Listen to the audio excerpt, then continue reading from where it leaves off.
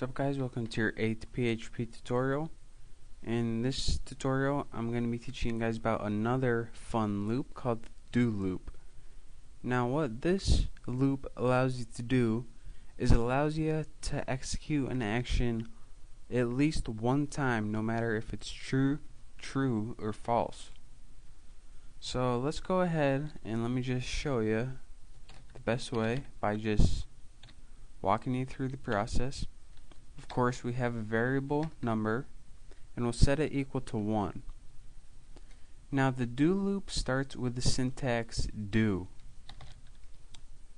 and then go to the next line, and this is going to have a bunch of code, so we're going to be entering some curly braces. Let me just move them over here so you guys can see them easier. Now in the middle, this is what we want it to do in the beginning. So we're gonna say, before we even tell you what the boundaries are, take the variable number, add 1 to it, and then we want you to echo whatever that number is, and then move on to the next line. So again, this says, alright, here's what we want you to do. Take the number, add 1, and then we want you to spit out that number and show us what it is, and then we want you to add a break, which means just go on to the next line. And then after that, outside of your curly braces or curly brackets, whatever they're called, we want you to do this while the variable number is less than 10. So while the variable is less than 10, then just keep doing this. So I'm going to go ahead and save this and show you guys. At first it added the number 1 to 1, which is 2, and then it kept doing that until it got to 10. But as you can see,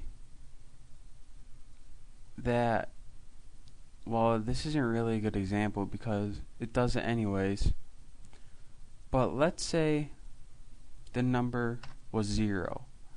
Now as you can see, this condition is false because 1 is not less than 0, it's more than 0. So now here's what's going to happen. We're going to take this variable and it's going to say, alright, spit out the variable, add 1 to it, then echo the number, which will be 2, then go on to the next line, and then it's going to spit all that out and it's going to show us that it's going to give us a 2. And then it's going to come down here and says, while the variable is less than 0. So it's going to be like, whoa, I wasn't even supposed to do that? Alright, I'm going to stop doing that. So now you save it. As you can see, it just spits out that 2 one time. Now as you can see, unlike before, it allows it to do it one time and just once if it's false, but if it's true, then it allows you to go through the whole entire process. So that's why the do loop is useful and a lot different than the regular while loop. And in the next tutorial I'm probably going to be going over another loop. So study this one until you figure out what all it means. I tried my best to explain it. And then when you're ready, go on to the next tutorial. Thanks.